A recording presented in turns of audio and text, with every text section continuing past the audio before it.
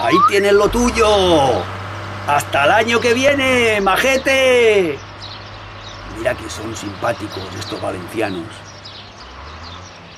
Els valencians no ens mereixem això. El producte interior brut dels valencians és un 12% inferior a la mitjana espanyola.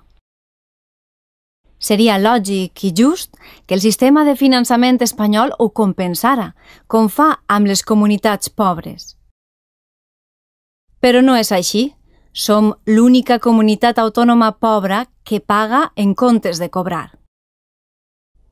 Com a exemple, amb els diners que en justícia ens corresponen i que no ens paguen, cada any es podrien fer uns 200 instituts de secundària.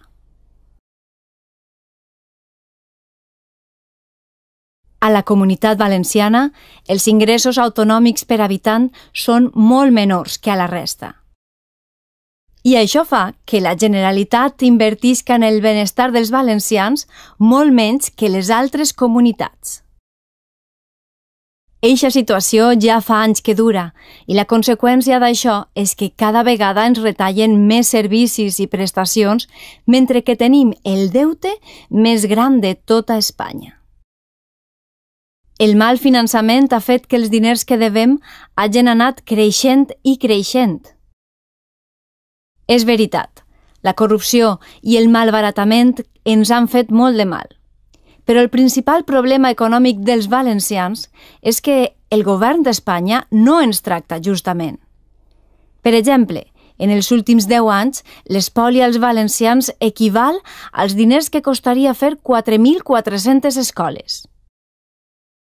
Els ajuntaments valencians també tenen menys diners per habitant per a cobrir les necessitats dels seus ciutadans. I per si fora poc, la inversió de l'administració central en la nostra comunitat autònoma és la meitat de la que ens correspondria.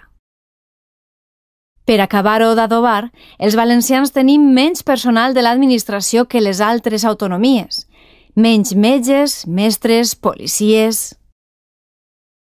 En definitiva, ens estan espoliant. Cada dia som més pobres i devem més diners. Això no és just. No ens mereixem eixe maltractament. No podem continuar adormits com a poble mentre la nostra qualitat de vida es deteriora. Hem de reclamar els nostres drets, perquè els valencians no ens mereixem això. És l'hora. Exigim un finançament valencià just. Comparteix este missatge, reenvia'l i fem pinya per un finançament valencià just.